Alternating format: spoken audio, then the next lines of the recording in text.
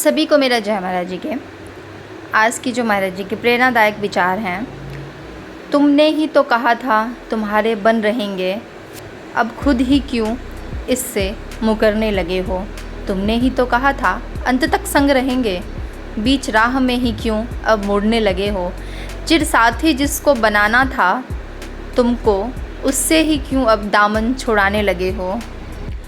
चिर साथी जिसको बनना था तुमको, उससे ही क्यों अब दामन छुड़ाने लगे हो। चुनकर जहाँ से निकाला था तुमको, उसी संसार में क्यों खुद को रमाने लगे हो।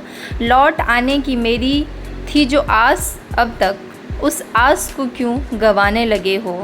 तुम्हारा था सदा तुम्हारा ही रहूँगा, मुझसे दूर क्यों जाने लगे हो। किया था जो वादा निभाकर रहूँगा, मेरी याद को क्यों भुलाने लगे हो। मेरी याद को क्यों भुलाने लगे हो। आज का विशेष अनुभव है, बड़ी वाली स्माइल देखनी है। दिनांक 28 जनवरी हम सभी साधक बैठकर गुरु महाराज जी की बातें कर रहे थे। सभी को महाराज जी की बहुत याद आ रही थी।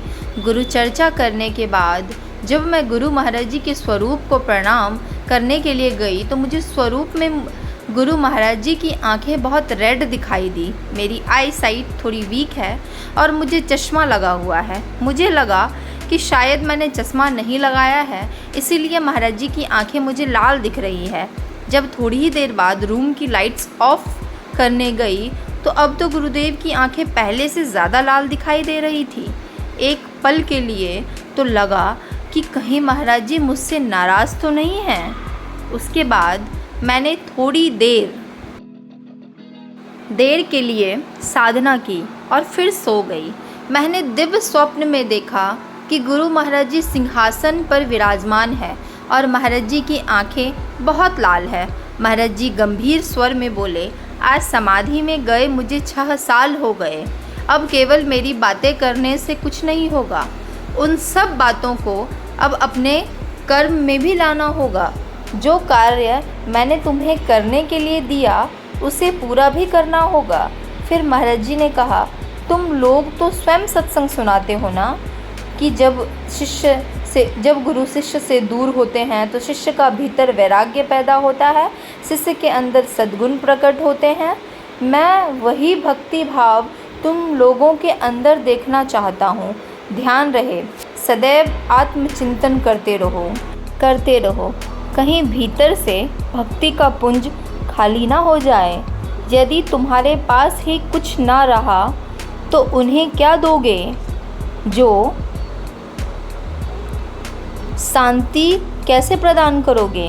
याद रहे, जो सो गया वो खो गया, जो सोता रहेगा गुरु आज्ञा में नहीं चलेगा, वह एक दिन निश्चित ही इस दरबार से दूर हो जाएगा। आगे समझाते हुए गुरु महाराज जी कहने लगे, तुम्हें ध्यान करना है और कर्मठ बनना है। ध्यान करते हुए ये भजन रोज़ सुना करो, दूर हो जाता है हर गम नित निरंतर ध्यान से। और जिन्हें भविष्य की चिंता रहती है कि पता नहीं हमारा भविष्य कैसा होगा, न जाने महाराज जी के बिना क्या होगा, उन्हें ये भजन सुनाना चाहिए। यूँ न तुम मायूस हो, कदमों में ये जहाँ रख दूँगा। वो दिन है और आज का दिन है। मैं डटकर साधना, प्रार्थना व गुरु आज्ञाओं में पूर्ण रूप से चलने की कोशिश कर रही हूँ। अब गुरु महाराज जी की छवि थोड़ी थोड़ी प्रसन्न नज़र आती है। हे गुरुवर, मुझे आपकी बड़ी वाली स्माइल देखनी